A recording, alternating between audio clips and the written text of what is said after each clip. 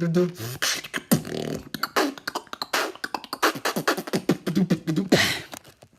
hello everyone.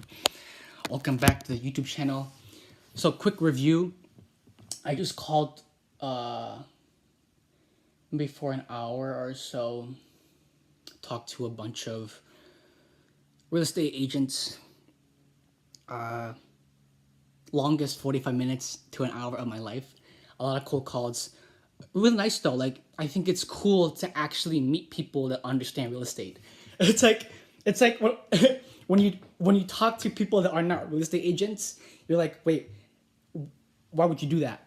And then you talk to real estate agents and you're like, wait, like for me, I'm like, wait, people understand my language now. So I would say quick review for a lot of calls. It's not like so for people that are getting into this making money online, don't ask about the offer or like how to explain. Like, I'm not asking them to give me money. I'm asking them about value. So like on the calls just now, I wasn't asking like, hey, for $10,000, can I do business with you? What I was asking was like, what are your hours? Who's the decision maker?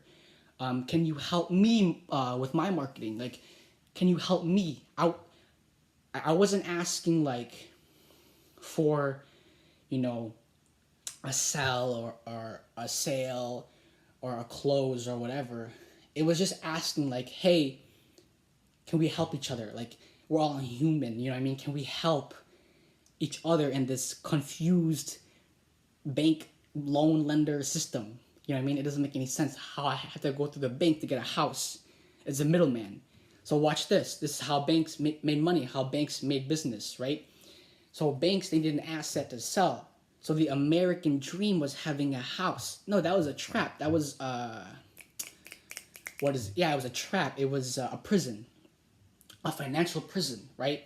Because having a house and then having to pay a mortgage, but then having a middleman doesn't make any sense when the bank didn't even build a house. The bank paid people to build a house, then they bought the house. That doesn't make any sense. If I were to buy a house, then wouldn't I just pay everyone that helped me build a house? It's not like that. You see what I mean? So when the banks, after the houses get built, then the banks buy the house. Does that make sense? And then they sell the house to us, and then we have to pay the banks back. So to do this with the system, right? To fuck up with the system, excuse my French, excuse my language. If y'all know the book, Rich Dad, Poor Dad, it's to get so rich that the bank has to pay us back. You see what I'm saying? So like, when we take money from the bank, we have interest on our loans. So that's taxable, okay? Taxable is interest or whatever. However, let me show you this angle real quick. Okay, let me get a different angle real quick. However, it's like this. When we as non-bankers buy a house, okay? So if I, as a non-banker, were to buy a house that was super, super expensive with my own money, the bank still has to make money off of that house. How does that bank make money off of that house? They can't, because it's my house. But because I have so much money in the reserve, like let's say I have $100 million, if, right, or when, or whatever, I have so much money in my reserve that when the bank like has to give money back out to the public, they have to draw money from my account to give money to other people. Does that make sense? So to do this with the system, to do a full 180 reversal with the system, each individual person has to have like so much money that they become their own bank. Does that make sense? So Rich Dad, Poor Dad talks about this. He said, become so rich that you become your own individual bank. Does that make sense? Like, the bank is not decentralized. The bank is centralized. So all the money goes to one place. Now that real estate kids like me, hoodie sweatshirts at 19, right, are becoming really smart, even 15-year-olds, what we're learning and understanding is how to decentralize everything. So instead of having a bank with money, everyone's their own walking bank. Instead of having a bank with money like the crypto wallet, everyone's walking with their own bank. Like, I am my own bank. Like, each household, that one person is their own bank. Does that make sense? And so with real estate, why real estate is the future, and like why we need to, everyone needs to get educated on real estate ASAP, is so that people stop getting scammed from the bank about real estate.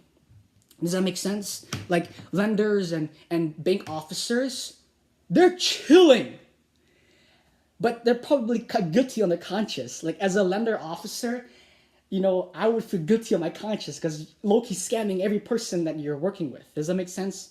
So with that being said, kids like us, look at that picture of me as a kid, right? Kids like us that, look at that me as a picture last year. So kids like us that are trying to reinvent the system, what we're going to do with all that real estate and all that money is just like trading and flipping NFTs. It's going to be fun. It's so like, instead of having to go through the bank through this whole system, what would happen is that's my property. Since there's so much money, the money that the bank took from me, I can charge interest on the bank. Does that make sense? So originally the bank charges interest on us.